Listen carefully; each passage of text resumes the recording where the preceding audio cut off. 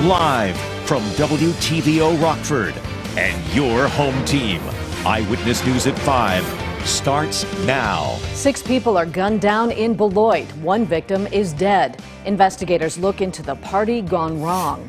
A new study finds teenagers are dealing with more mental health issues than generations past. A local therapist outlines resources to help break stigmas. Plus, remembering a political icon. Family and friends pay tribute to the life of Bob Dole. Good evening. I'm Mimi Murphy. Eric Wilson is off tonight. 1 person is dead and 5 others injured following a shooting in the town of Beloit. Investigators say all 6 victims were gathered together on Porter Avenue around 6 last night. Dylan Saraki has details on the investigation. The deadly shooting happened inside a Porter Avenue garage. All 6 victims are from the Beloit area and are between the ages of 17 and 23. A dispute between some of them led to shots being fired. 1 person was pronounced dead on scene. 2 people are currently in the hospital with life-threatening injuries. The other 3 have already been treated and released. Police say they have 1 person in custody on unrelated charges. This is obviously a very complex and extensive investigation that is going to take several days, if not weeks, to complete. We do not anticipate right now having any charges in the very near future regarding this, but ultimately that'll be decided as the investigation continues and we get more information. Several guns were recovered from the scene, but investigators didn't confirm how many were fired. Anyone with information on the shooting is urged to reach out to the Rock County Sheriff's Office, Town of Beloit Police, or Greater Beloit Area Crime Stoppers. Reporting in Beloit for your home team, I'm Dylan Saraki. A 14-year-old girl is recovering today after being shot in her home. Rockford Police say bullets came from outside the house through her bedroom wall, striking her twice. This happened in the 400 block of Forest Avenue late yesterday afternoon. Nikel Delgado has more on the incident. Nikel? That's right, Mimi. She was transported to a hospital and was listed last in stable condition. I was able to talk to a neighbor who lives behind the family where the shooting occurred. Bruno Escamilla and his family just came home from the grocery store. In the midst of making food, he heard what sounded like metal on metal, then saw both sides of the street blocked off. I came over here into my backyard and stood on my cement slab and looked at where the officers were and noticed that they were getting a ladder to go up and look at the second story of the house. Bruno says he has an 11-year-old daughter and didn't expect anything like this to happen so close to home. Police have yet to release the name of the young girl who was injured in the shooting. Mimi? All right, thanks, Nikel. A police chase ends with 2 men taken into custody. Around 8:45 last night, officers tried to pull over a car near Pierce Avenue and Latham Street, but the driver sped off. Police caught up to the car on South 5th Street, where they saw the driver and passenger trying to get into a house. The men ran when they noticed police. The pair was eventually tracked down. Michael Moore and Deshae Harris face multiple charges. Investigators found 2 loaded guns and cocaine bags at the scene. Both men were booked into the Winnebago County Jail. The nation's top physician has addressed the youth mental health crisis as the number of suicides and depression have gone up amongst teens. Michelle Rave spoke with family who's seen this firsthand. Michelle? It's a struggle one local family has to face on a daily basis, telling me that the COVID-19 pandemic has only amplified the problems the teens already had. Yes, we've had suicide attempts with a couple of them. 3. And they've been hospitalized for it. And it's very scary because what if one of them succeeds? Then what do you do? Doug and Jackie Dickinson are grandparents to 4 kids, ages 10, 15, and 17. Each of the kids has dealt with their own mental health issues for some time, but the pandemic only made things worse. I'd open the tablet and they would shut it. I'm not doing this. I'm not learning anything off it. They need the interaction. The couple tells me at times they feel helpless as they've tried to get the kids the assistance they need. It's very hard. You never know if you're walking on eggshells that day or if it's going to be a positive day. Kevin Polke from KP Counseling says bringing mental health resources to local schools is very important. Right now, his group provides services to Rockford Lutheran and Rockford Christian schools. we are now moving into some of the other public schools, and being able to come in and integrate within the school and provide social emotional counseling services for them, for students that are at risk, for students that are in crisis. Something needs to be done, because it's just going to get worse. Everybody just needs to stand up and start telling your story so people know that these kids need help.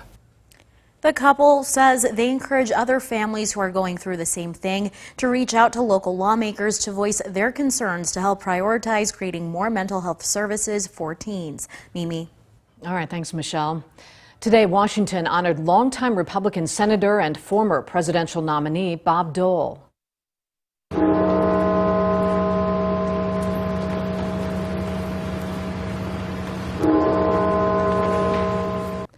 Dole was wounded during World War II and served nearly 36 years on Capitol Hill. He became the top Senate Republican for more than a decade and served as Senate Majority Leader in the 1990s before stepping away from Congress to launch his 1996 run for president. Today, President Biden touched Dole's casket and paid tribute to a colleague who knew how to reach across the aisle and bridge differences to get things done. We served together for 25 years. We disagreed, but we were never disagreeable with one another. Not one time that I can think of. I found Bob to be a man of principle, pragmatism, and enormous integrity. Dole's body will be taken back to his home state of Kansas for public viewing this weekend. Then he'll be laid at his final resting place at Arlington National Cemetery. From the start, the focus of the Women's Art Board has been on art education in Rockford. Now, nearly 60 years later, that dedication remains. The group held its annual luncheon today at Rockford Art Museum. Executive Director and Museum Curator Carrie Johnson says the Women's Art Board supports Rockford's thriving arts community. It's the Young Artist Show, which we've got every year, and we've got different classes, adult workshops, we've got movies in the museum, music in the museum, so every program that we do that comes out of here, Women's Art Board is definitely a part of sponsoring. Book reviewer Jenny Riddle was the featured speaker at the luncheon, sharing stories and singing songs from a historical perspective of past Christmases at the White House. Join the Eyewitness News team Wednesday in the 6 a.m. hour. As part of our commitment to uplifting education in the area, we will exclusively be announcing the finalists for the 2022 Golden Apple Awards. We'll reveal all 20 nominees throughout the hour starting at 6 a.m. And we at Eyewitness News want to recognize the remarkable women in our community. You can help us by nominating a woman who's made a tremendous difference in self-achievement, community contribution, or family impact. To nominate, go to mystateline.com, click on the Community tab, then the Remarkable Women button. The Labor Department reports prices for U.S. consumers jumped nearly 7% in November compared with the year before. The rising inflation's forcing Americans to pay more for everything from food to cars to housing. Washington correspondent Jesse Tenor joins us with the debate over what's causing the surge as she keeps you connected to the nation's capital. Good evening. President Biden says he believes this is the peak of the inflation crisis, but Republicans argue this could be just the beginning. It's not gone down quickly enough, but I think it will. President Biden maintains a positive outlook on inflation, despite Friday's report of the highest annual rate in nearly 4 decades. The downside is prices have gone up because of supply chain concerns. Energy drove much of last month's inflation surge, particularly gas prices, which are up about 58% from a year ago. Every other aspect of the economy is racing ahead. It's doing incredibly well. The president argues his $1.75 trillion social spending and climate plan is a direct solution. This Build Back Better bill is not going to increase inflation, it will diminish inflation. Build Back Better is a spending orgy. South Carolina Republican Senator Lindsey Graham stresses the legislation actually costs closer to $5 trillion over 10 years if its programs are not allowed to expire. Between soaring inflation and the true cost of Build Back Better, these are two daggers that will stab the economy in the heart and destroy the ability of working people to make it in this country. He's using an imaginary proposal to try and attack the president's plan. Kate Berner with the Biden administration argues the bill would cut taxes and lower the cost of prescription drugs, health care, and child care. And she says steps the White House took in recent weeks are already working. Good progress in seeing some key prices starting to decrease. And those steps include boosting the processing of cargo from congested ports and releasing crude oil from the petroleum reserve. In Washington, I'm Jesse Tenor.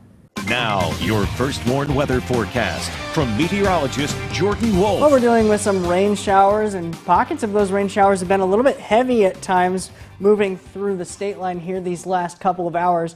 This is associated with this larger and very intense low pressure system that has winter storm warnings up to the north and severe weather down to the south. Notice how we are split right in the gap, right through the middle of both of those. So we're just seeing that colder rain moving through the area. Our visibility was lowered a little bit here on our Mercy Health SkyTrack camera in Rockford when some of those pockets of rain showers were a little bit heavier at times.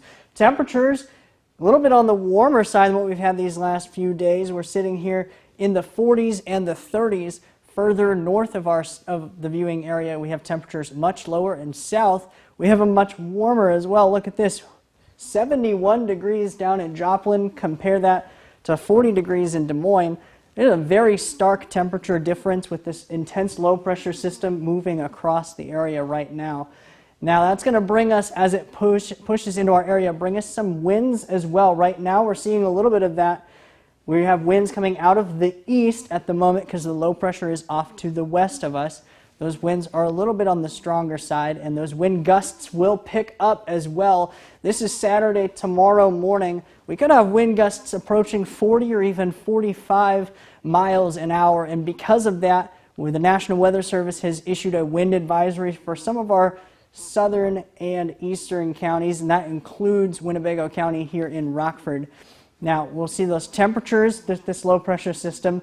Here's the center of that low pressure system passing to our south here of Rockford. We have temperatures on the back end of that crashing as they get into the evening there on Saturday. We'll reach down to a low close to the 30-degree mark there on Saturday before we do get back up just a little bit there on the day Saturday. But overall, temperatures will remain quite a bit cooler than the day tomorrow. But then look at Sunday. We warm quite a bit back up with that southerly wind helping to bring those temperatures up just a bit as we push on into the day. If we time out these rain showers, we could see them a little bit stronger here at times through the evening tonight and into the day tomorrow. Then we have snow pushing in on the back end of that system there. We get a lot more sunshine and the tail end of that as we push into the day. Tonight, we have some rain. It could be heavy at times. It'll be windy as well as we push into the evening. Tomorrow, we have that snow chances early in the morning, and then we have some sunshine as we get into the evening, into the daytime there. We'll have a lot more warming as we get into the evening here and in the rest of the week. We have temperatures close to 60 degrees by that time, and then we close back down when we get to Thursday into the evening. Now, the Napleton Sports Desk with Sports Director Scott Leber. Round 2 between the Bears and Packers for this season will play out Sunday night at Lambeau. The Packers won the first meeting October 17th, 24-14. That's when the Bears were 3-2 and still had some high hopes for the season. And so far this season, I'm 10-2 predicting Bears games. I'm 8-4 predicting Packers games. Packers were off last week. I picked the Bears to lose to the Cardinals 28-13, and they lost 33-22. Since that first game of the Packers, the Bears have lost 5 of 6 games. The 22 points they scored last week against the Cardinals was a scoring outburst for the Bears. They're still averaging only 16.8 points per game. Justin Fields gets his second crack at the Packers. Will his ribs hold up? Can he gut it out through the pain, or will the first big hit he takes also take him out of the game? I know Fields has a high pain threshold, but playing an NFL game with a painful ribs is harder than playing a college game with injured ribs. I have a feeling we will see Nick Foles in the game at some point. I don't expect Fields to be nearly as effective as usual while he's in there because he'll be more reluctant to run the football with aching ribs. The threat of the run is what makes Fields so dangerous. I have visions of Rashawn Gary and Preston Smith teeing off on him every time they get the chance. The Bears' best chance to win is to run the football effectively with David Montgomery. He didn't play in the first game against the Packers. I'd also like to see Khalil Herbert rotate in there more to help Montgomery stay fresh. The Bears' other best chance to win is if Aaron Rodgers aggravates his toe injury and he has to come out of the game. Then we'd see Kurt Benkert in there. He hasn't suited up for a game since 2017 when he was in college. Allen Robinson should play Sunday. Today he was full go in practice, so that helps. But the Bears have struggled to put up points pretty much all season. I can't see them having much success doing it Sunday night, especially with field sore ribs. I see the Packers winning this game 34-17. This game could cement Matt Nagy's demise, and Aaron Rodgers will continue to own the Bears. College football's Heisman Trophy Award will be presented tomorrow night in New York. As usual, there are 4 finalists. Alabama quarterback Bryce Young seems like a lock. He is my choice. He's the best player on the #1 team in the country. Young has passed for more than 4,300 yards, has an incredible touchdown-to-interception ratio of 43-4. My runner-up pick is Michigan defensive end Aiden Hutchinson. He had a Michigan record 14 sacks, including 3 against Ohio State. I love his motor. If Hutchinson were to win this, he would become the first full-time defensive player to win the Heisman. Another Michigan guy, Charles Woodson, won it in 1997, playing primarily cornerback, but Woodson also played some receiver, and he was great on punt returns. That's my take. We'll be right back. Jordan will have a final look at weather in just a moment, but first, here's a look at what's to come on News Nation tonight. Is the Build Back Better plan dead? Why the bill is losing support and quickly. Is it past the point of no return? Plus, inflation at its highest rate since 1982.